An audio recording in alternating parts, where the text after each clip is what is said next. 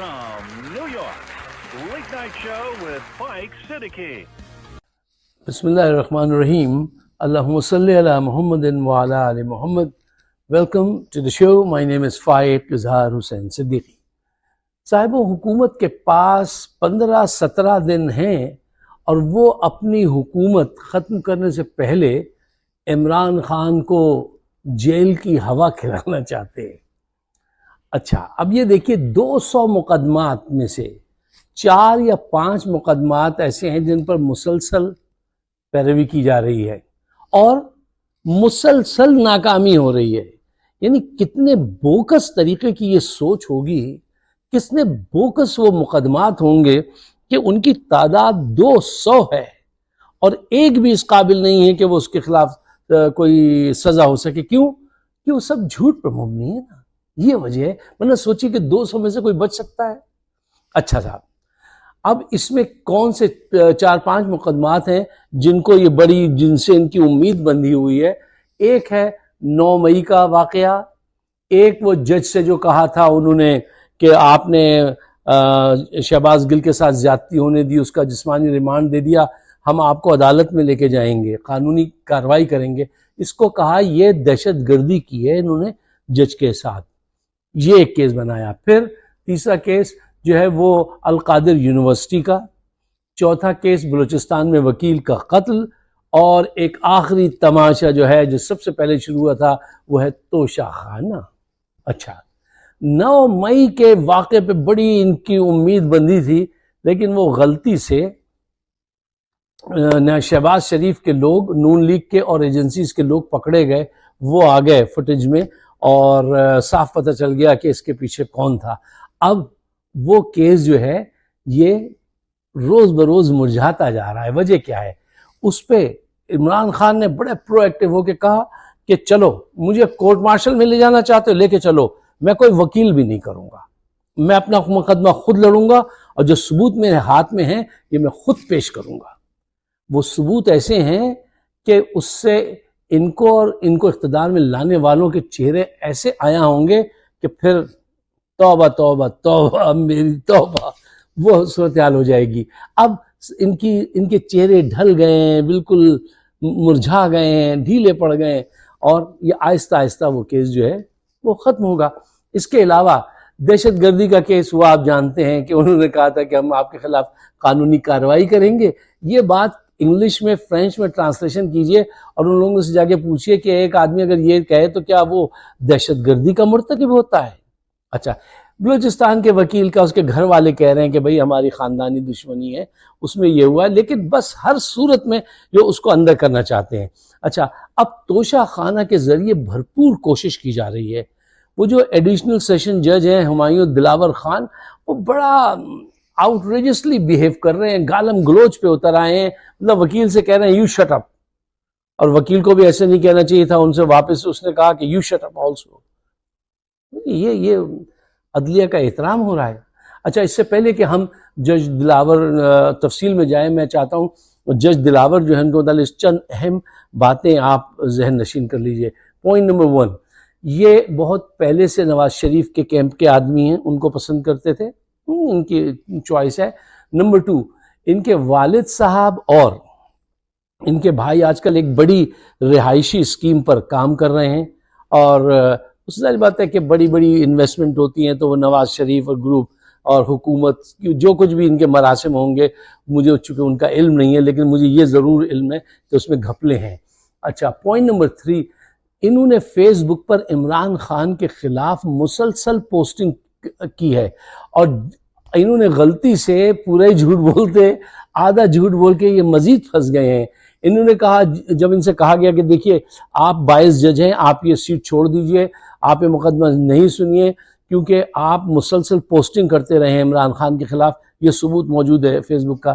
تو انہوں نے کہا، جج دلاور صاحب نے کہا، ہاں یہ اکاؤنٹ میرا ضرور ہے لیکن یہ پوسٹنگ کوئی لگا کے چلا گیا۔ بہت خوب، بہت خوب، اکاؤنٹ ان کا ہے، پوسٹنگ کوئی اور لگا کے چلا گیا۔ دیکھیے صاحبوں، ہر انسان کی اپنی ایک سیاسی سوچ ہوتی ہے. اگر جج دلاور کی کوئی سیاسی سوچ ہے تو فائن ود می، اس میں اتنا برا ماننے کی بات نہیں ہے. لیکن ایک اہم بات ہے، وہ یہ ہے کہ جب آپ کسی ایسے عہدے پر فائز ہوتے ہیں تو آپ اپنے سیاسی نظریات کو، اپنی انا کو قانون کے اوپر نہیں لاتے، اس سے دور رکھتے ہیں. یہ آپ کی ذمہ داری ہوتی ہے، اور اگر آپ ایسا نہیں کر سکتے تو آپ استعفیٰ دیجیے اور یہ عہدہ چھوڑ دیجیے. اب آئیے ذرا ان سوالات کا جائزہ لیجئے جو ہمارے جج دلاور صاحب نے اٹھائے ہیں. دیکھیے، میں نے اس دن بھی آپ سے کہا تھا کہ انفارمیشن کے لیے تو آپ کو جواب دینے کے لیے آپ کو انفارمیشن چاہیے ہوتی ہے. جتنی زیادہ انفارمیشن آپ کے پاس ہوگی اتنا زیادہ اچھی آپ جواب دے سکیں گے. سوال کرنے کے لیے عقل کی ضرورت ہوتی ہے، اور ان کی عقل ذرا یہاں سے آپ میجر کر کے ذرا سمجھ لیجئے کیا ہے. وہ کہتے ہیں عمران سے پوچھو کہ یہ گھڑی کتنے میں بیچی، جس کو بیچی ہے اس کا نام پتہ کیا ہے، اس کی رسید لاؤ کہ کتنے میں بیچی، جن کو تحفہ دیا وہ کون لوگ تھے، کہاں رہتے تھے، کہاں سے آئے تھے، گھڑی بیچنے کے بعد رقم بینک میں جمع کیوں نہیں کرائی. ذہانت ملاحظہ کیجئے، گھڑی بیچنے کے بعد رقم بینک میں کیوں نہیں جمع کرائی. شکر کیجئے جج دلاور نے یہ نہ پوچھا کہ سعودی وہ جو ولی عہد ہیں، کیا نام ہے، سلمان صاحب، اس سے پوچھو کہ اس نے یہ گھڑی کتنے میں خریدی تھی اور اپنے دوست عمران خان کو کیوں دی. جج یہ سوال بھی پوچھ سکتے تھے. دیکھیے، یہاں سے آپ ان کی ذرا اپروچ اور قابلیت کا اندازہ لگائیے. یہ بجائے کیس پہ توجہ دینے کے بجائے یہ کسی اور ہی رو میں بہ رہے ہیں. مثلا وہ ایک بڑا کلاسک پوسٹ میں نے ایک دفعہ پڑھی تھی، تو وہ آپ بھی سنیے کہ ایک جج صاحب نے ملزم سے کہا کہ انہوں نے بھی ایسی غلط بات پوچھی. وہ ملزم سے کہا کہ اچھا تو تم نے 2 سال تک اپنی بیوی کو انڈر پریشر رکھا اور خرچے نہیں دیے. تو وہ ملزم بولا جج صاحب لیکن میری بات سنیے. کہنے لگے لیکن کچھ نہیں، ذرا طریقہ بتاؤ، طریقہ کیا تھا. اب یہ اس کماج کے ججز ہے پاکستان میں، تو اسی طرح کے پھر رنگیلے فیصلے بھی آپ کے سامنے آئیں گے. اچھا دیکھیے، ایسے لوگوں کو چاہیے، ایک تو ہمارا کرائیٹیریا پتہ نہیں کیا ہے پاکستان میں جج بنانے کا، جو ایسے لوگ جج کے عہدے پہ آ جاتے ہیں، یہ یقیناً کوئی بہت بڑا فالٹ ہے، بہت بڑا فالٹ ہے.